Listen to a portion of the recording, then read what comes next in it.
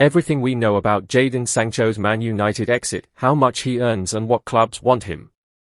Jadon Sancho is set to leave Man United on a free transfer in the summer, 5 years after he completed a £73 million move from Borussia Dortmund.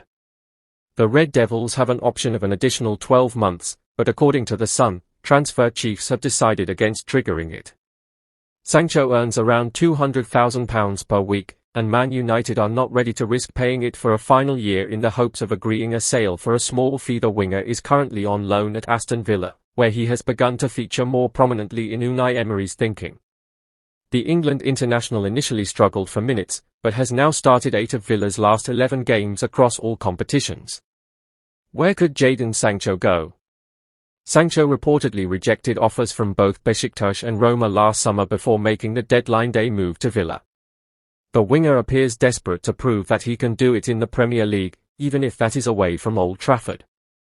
The 25-year-old spent last season at Chelsea and had a particularly good Conference League campaign, but the Blues were not convinced enough to sign him permanently.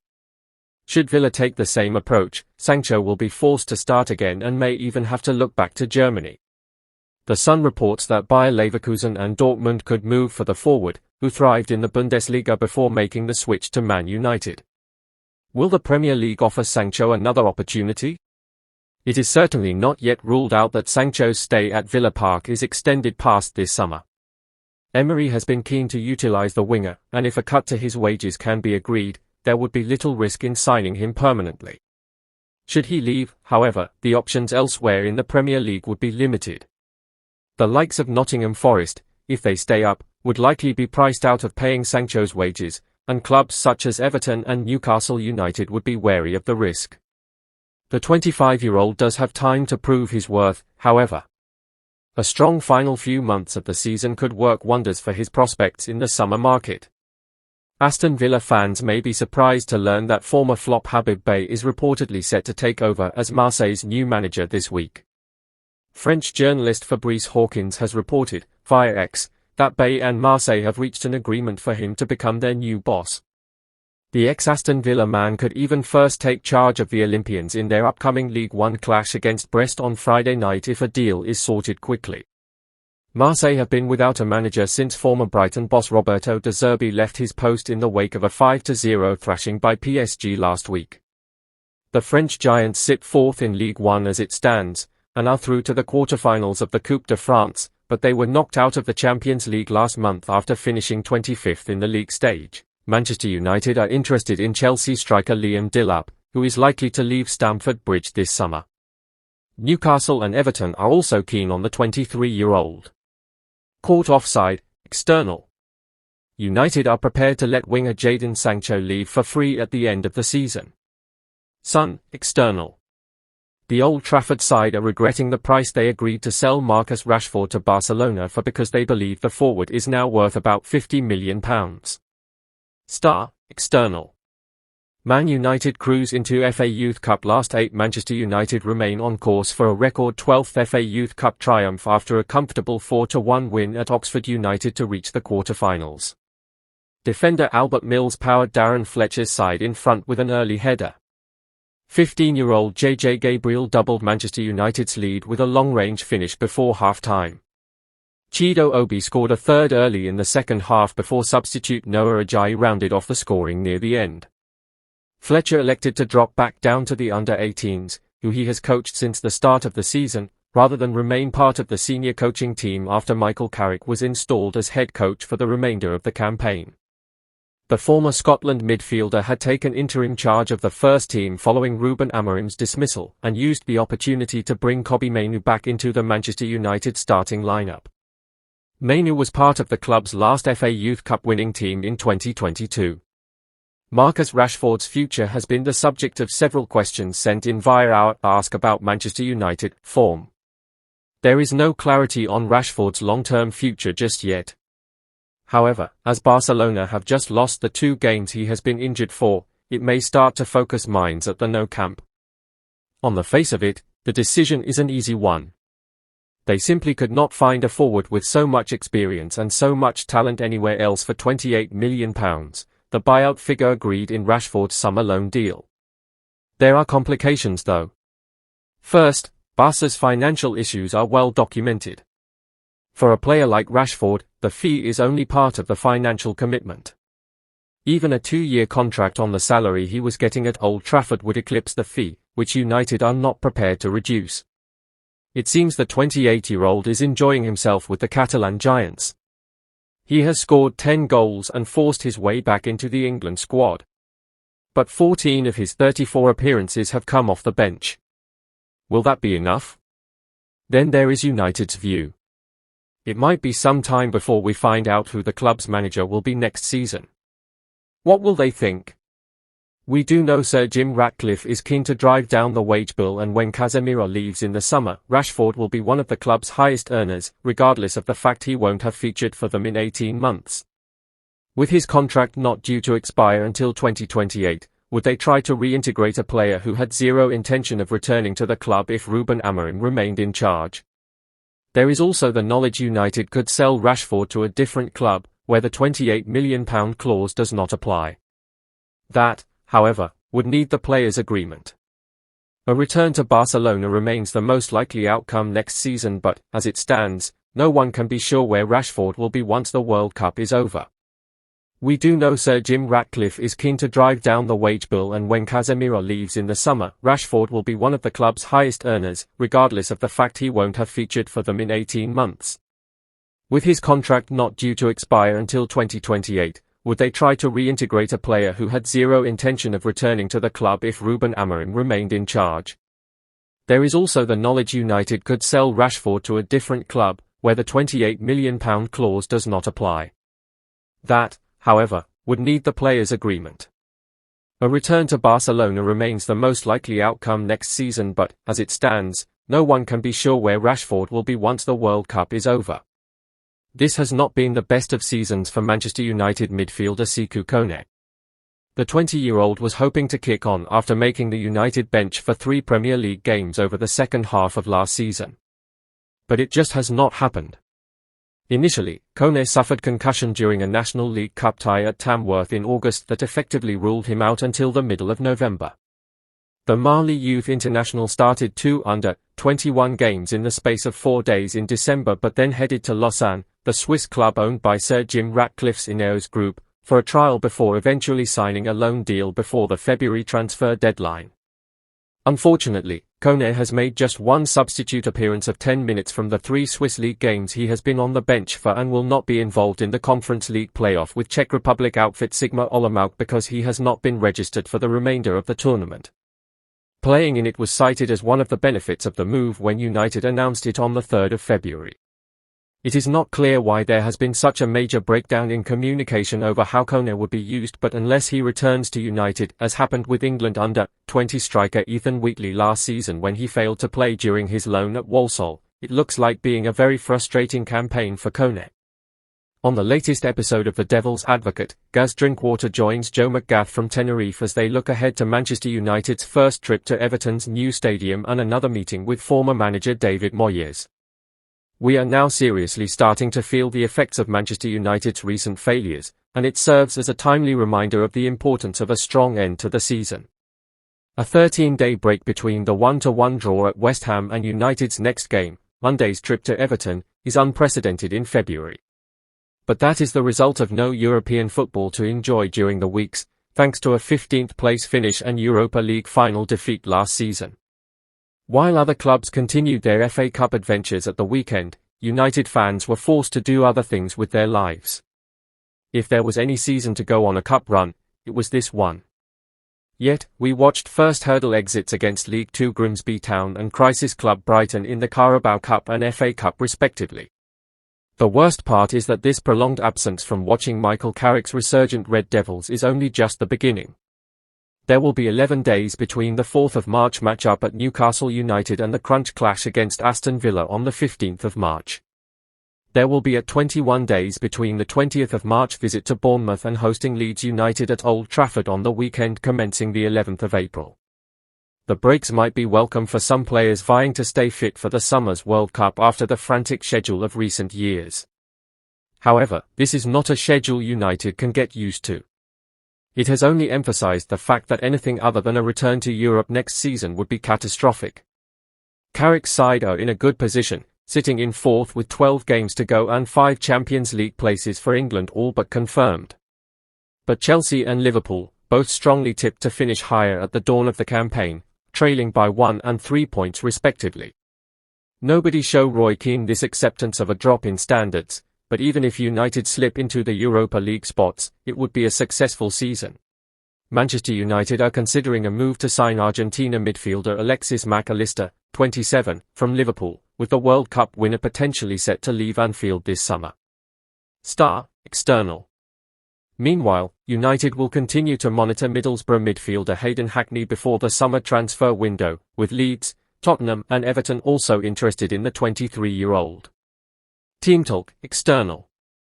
Finally, Manchester United have denied making contact with Jurgen Klopp's agent after he said the club made an inquiry about the former Liverpool manager taking over at Old Trafford. Manchester United and Arsenal are interested in bringing AC Milan and United States forward Christian Pulisic, 27, back to the Premier League, with Tottenham also in the mix. The former Chelsea man would be available for €70m, €80m, €61 million to £70 million. Manchester United's youth coaches are working with 18-year-old striker Chido Obi to develop his game. The Denmark under-21 forward made 8 appearances for United's senior side under Ruben Amorim last season but has not been called into a single first-team squad this season. Rather than a sign of regression, influential figures at United feel it is a natural part of Chido's progress given his size has previously been such an advantage. The striker scored in United's excellent 3-1 Premier League under-18 win at Manchester City on Saturday, but more notable was his all-round game, including a willingness to get involved in the defensive side of the game. United feel any assessment of the player has to take his age into account as, given his exposure last season, it is easy to think Chido is older than he is. The forward is set to keep his place for Wednesday's FA Youth Cup last 16 tie at Oxford, when midfielder Jim Thwaites, who scored United's third in a game 15-year-old JJ Gabriel opened the scoring in, could start after returning from injury with 2 outings as a substitute. Paris Saint-Germain are prepared to rival Premier League clubs Chelsea, Manchester United and Tottenham with a £100 million bid for Brighton's 22-year-old Cameroon midfielder Carlos Baleba. Fitches, in Spanish, external. Manchester United, Arsenal, Chelsea and Tottenham are among the Premier League clubs keeping a close eye on Club Brugge and Serbia midfielder Aleksandar Stankovic, 20. Team Talk, external. United are increasingly confident England defender Harry Maguire, 32, will extend his Old Trafford contract beyond the end of this season. Team Talk, external. United are expected to send club representatives to watch Juventus' 25-year-old France defender Pierre Kalulu when his side face Inter Milan on Saturday. Tutto Sport, in Italian, external. Manchester United are tracking Gambia and Tromsø defender Abubakar Sidi Quintez, 19, and Valencia's Spanish centre-back Hugo Fernandez, 18. Recently, Liverpool and the Netherlands captain Virgil van Dijk said former players turned pundits have a responsibility when discussing the performances of the current generation of footballers. He believes they can stray into clickbait and have a possible impact on players' mental health. On Thursday's episode of the More Than the Score podcast, former Scotland international Pat Nevin and chief sports editor for Dutch newspaper De Telegraaf Marcel van der Kraan joined John Bennett to discuss and analyse the modern world of punditry and the impact it can have on players and managers alike. As a player you do tend to take it to heart, especially when it feels a little personal, said Nevin. Generally, it isn't personal and the pundit is just having their opinion and we all kind of know where the lines are. But, the lines have been jumped over more often in recent years and I think Van Dijk is right about that. Because of the clickbait, it is so much easier to get more likes, views and work if you're a little bit more extreme. Ex-players aren't stupid and they know that. If you are too sensible and sit on the fence you won't get the big gigs. You have a dichotomy. Most ex-players would like to be balanced but they know if they are too balanced and sensible they won't be there next week. My criticism would always be constructive criticism which is explained. One-dimensional labeling of players should never happen. Sometimes if a big name says something enough it becomes accepted wisdom. Van der Kraan added, there are 2 different kinds of pundits, those who need to be on every week and those who are genuinely focused on what is right and what players should do. For Van Dijk, after so many years enough is enough. It all started after he came into the Netherlands team and became a big player at Liverpool. The first ex-player to really criticize him was Marco van Basten, saying he was not a leader. Van Dijk was biting his lip after every match because it became a bit of a stigma. Eventually it filtered to England, and every time he had a bad game it became an open nerve. Manchester United prides itself on being inclusive and welcoming, the club said in a statement following comments made by co-owner Sir Jim Ratcliffe. The 73-year-old billionaire faced criticism after an interview, external, on Thursday, where he said that the United Kingdom has been colonized by immigrants, while raising concerns about the country's economy. Prime Minister Keir Starmer described his words as offensive and wrong, and the minority stakeholder has since apologized for offending some people. A Manchester United statement, external, said, "Our diverse group of players, staff and global community of supporters reflect the history and heritage of Manchester, a city that anyone can call home. We will continue to represent our people, our city and our fans with purpose and pride. Manchester United reflects the unity and resilience of all the communities we are so privileged to represent. We will continue to represent our people, our city and our fans with purpose and pride."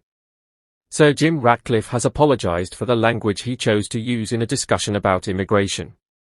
In a statement issued on Thursday, Ratcliffe expressed regret that his language had offended some people, but insisted it was critical that debate on challenges facing the UK remains open. In an interview with Sky News on Wednesday, Ratcliffe had said, "You can't have an economy with 9 million people on benefits and huge levels of immigrants coming in. I mean, the UK has been colonized. It's costing too much money. The UK has been colonized by immigrants, really, hasn't it?" The Failsworth-born businessman, who owns a minority stake in Manchester United, then used incorrect figures in support of his point of view. Prime Minister Keir Starmer called on Ratcliffe to apologise for his comments, which he called offensive and wrong. Manchester Mayor Andy Burnham said that his remarks go against everything for which Manchester has traditionally stood. Ratcliffe's interview also drew criticism from the Manchester United Supporters Trust, who said, comments from the club's senior leadership should make inclusion easier, not harder. On Thursday afternoon, Ratcliffe issued the following statement: "I am sorry that my choice of language has offended some people in the UK and Europe and caused concern, but it is important to raise the issue of controlled and well-managed immigration that supports economic growth. My comments were made while answering questions about UK policy at the European Industry Summit in Antwerp, where I was discussing the importance of economic growth, jobs, skills and manufacturing in the UK. My intention was to stress that governments must manage migration alongside investment in skills, industry and jobs so that long-term prosperity is shared by everyone. It is critical that we maintain an open debate on the challenges facing the UK." The Devil's Advocate podcast co-host Gaz Drinkwater says he could be tempted to give Michael Carrick the permanent manager's role come the end of the season. "If he gets top 4, I'd give it to him," Drinkwater said on this week's episode. "If he comes between 2nd and 4th, he gets the job 100%. But if you're asking me to choose now, you're asking me to make 2 gambles: will we get us top 4, and is Luis Enrique a better option? If you asked me to make the decision right now, I'd be ringing up Luis Enrique. Because I just don't know how it'll go until the end of the season. Carrick is proving himself. If United finish 6th, he's done enough to prove himself with the run of results we'd have had to get to be 6th, for Premier League jobs. For teams that are mid-table or toward the bottom of the Premier League, he's proved himself to be able to get those jobs. He's too good to be assistant manager. If we were to get top 4, which I think we will, then I'd give him the job." Former Marseille manager Roberto De Zerbi could be open to taking charge of Tottenham Hotspur, despite his initial preference to hold out for the Manchester United job. Team Talk, external. Manchester United are the frontrunners among a number of clubs who will try to sign Everton's 25-year-old Senegal forward Iliman Ndiaye this summer. Team Talk. Goalkeeper Sen Lamens says Manchester United can't use tiredness as an excuse for their below-par performance at West Ham. Head coach Michael Carrick agreed the first half display in particular was stodgy. It lacked the intensity and focus of his previous games in charge, and had it not been for Lamens' excellent late save to deny Callum Wilson and Benjamin Sesko's brilliant equaliser deep into stoppage time, United's unbeaten record in the Premier League, which now stretches to 9 games, would have been lost. It was the first time United have had to play 2 games in a week since Carrick took over, although West Ham had slightly less time to prepare. Just because the last game was 3 days ago, you can't put excuses on it, said the Belgian international. They also had a game. We have been used to playing 1 game a week, so you feel it a little bit in the legs, I think. But if we want to be a team playing for the top, we can't use that as an excuse. We weren't that sharp and we need to learn from it. We'll play against teams like West Ham in the future and we need to be able to play against them.